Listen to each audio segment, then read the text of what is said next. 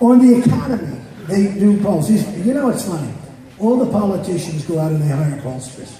They spend millions on pollsters. These pollsters tell them what to say, what to look like, what to do, where to go to the bathroom. They can't move. No, it's true. They can't move without their pollsters. And the pollsters are smart. Some of them are here saying, oh, this guy's brutal. But they can't move. The pollsters are tough people. They get hundreds and hundreds of thousands of dollars for doing this work, right? And they tell the candidate is afraid to make a decision, right? With me, my pollster is me. If it's right, it's right. If it's wrong, you're going to know. It's really right. It's right. And I can afford thousands of pollsters. I don't care about pollsters. You know what I always say about pollsters? If they were so good, why aren't they running? Why aren't they? Do you remember when Bush was asked about was the Iraq War good or bad not so long ago? Was it good or bad? And he said, it was good. No, it was bad. It took him 6 days before he got out the right answer. And the same with the other candidates, frankly.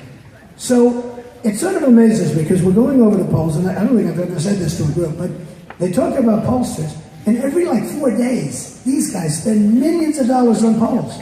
I've learned more about myself by reading these polls. It's true.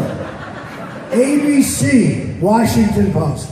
CBS, New York Times. NBC, Wall Street Journal. And then there's about 70 in between there. They have so many polls. And you learn about yourself. We like Mr. Trump's hair. We don't like the way he dresses. Actually, usually they don't like my hair, but they do like the way. But you learn so much. And after the first week, because again, I've only been doing this for about 5 months, right? Who knew this was going to happen? Who the hell knew this was going to happen? But I said to myself, and I actually asked my people, why do they hire pollsters when every week is massive? And you got to see these polls. They do things, they get it for free. Why are they paying for it, right? So one of the things that came in the CNN poll, that on the economy, Trump is 55, everyone else is like nothing. I mean, when you have 55%, you have 55% with 15 people. Who ever heard of anything like that? I think it's actually probably, honestly, never happened. But we are 55% on the economy. Slightly important topic, right? The other guys are down at 6, 5, 8, 9. On illegal immigration, I'm the king. 48% illegal immigration. 48% Trump. And the other guys are in the, 6s and 3s, 2s, 1s, 0s. Pretty bad. On the budget, thing called the budget of our nation. I'm at 51%. The other guys are nothing. On foreign policy, I totally dominate, and which is a little strange, because they said, well, but I know a lot about foreign policy. I'm the one that said attack the oil 3 years ago. Have I been saying it for 3 years? Attack the frickin' oil. Right? I'm saying, attack the oil. You don't, first I said, you got to attack it. But I actually said something else. I said, attack the oil, take it, and keep it. Right? And I said, take the money, which is massive, and which is funding ISIS. Okay? They're making $1 million a day that we know of. That means they're making more. Take the money and give some of it to the families of the soldiers that were killed in Iraq and Afghanistan and Syria. Give some of the money to the vets that were over there. And to the greatest people, the wounded warriors. I've gotten to know so many wounded warriors. These people, they have been so devastated. And they have a bigger smile on their face than I ever have. I mean, these are the most incredible people. And give them some of that money. Because they deserve it. Okay? They deserve it.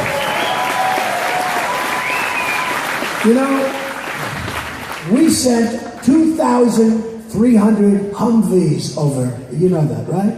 I tell about it all the time. These are the finest in the world. Steel-plated, steel bottoms, steel sides, impenetrable. If you hit a mine, you get a little bump, but you're okay. Our soldiers didn't have that. We gave them to our allies.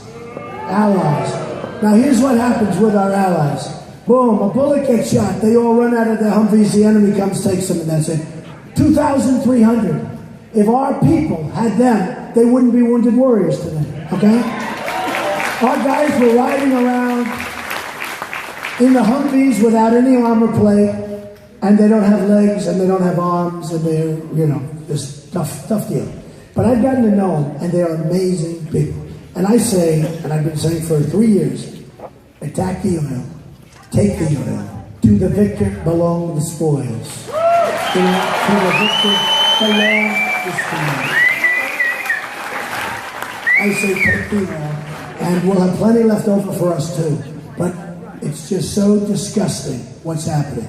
And actually, one of the reasons, and I find this hard to believe, but one of the reasons the wall wasn't built years ago, environmental impact statement. Can you believe it? No, can you believe it? One of the reasons, now this one I find hard to believe, but you've all read it and heard it.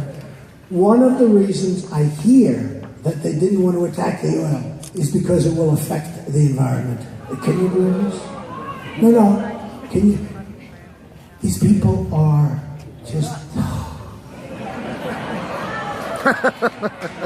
Give me a good word. What's a word? She says idiot. Isn't it sad? The best word is stupid. The best one. I tell you, I always used to use incompetent. It's not strong enough. It's not strong enough. So I don't know, look. So a lot of things will change, and we're doing something that, they're saying it's never been done before. What's happening here has never been done before. Because everywhere we go, it's the same thing. It's packed houses, but more importantly, it's love. There's love. They're the same. The people in Mobile, the people in Dallas, the people all over.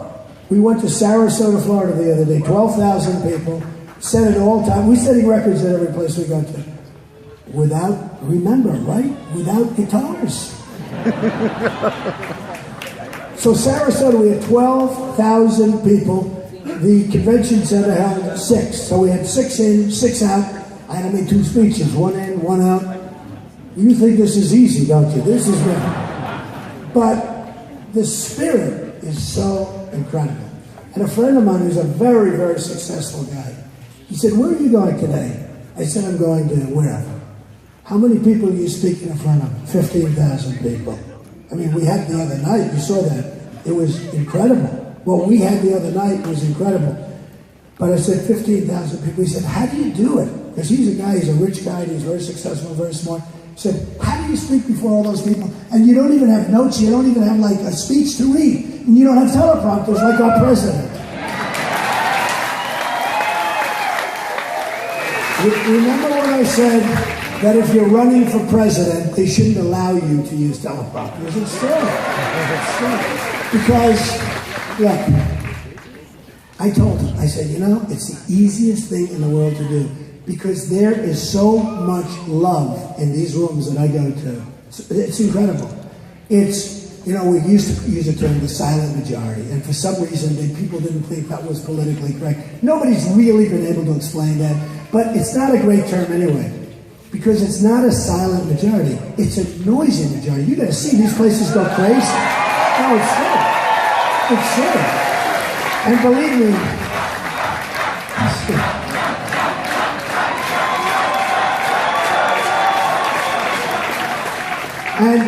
and believe me, people know, and the other side sees what's going on. Part of the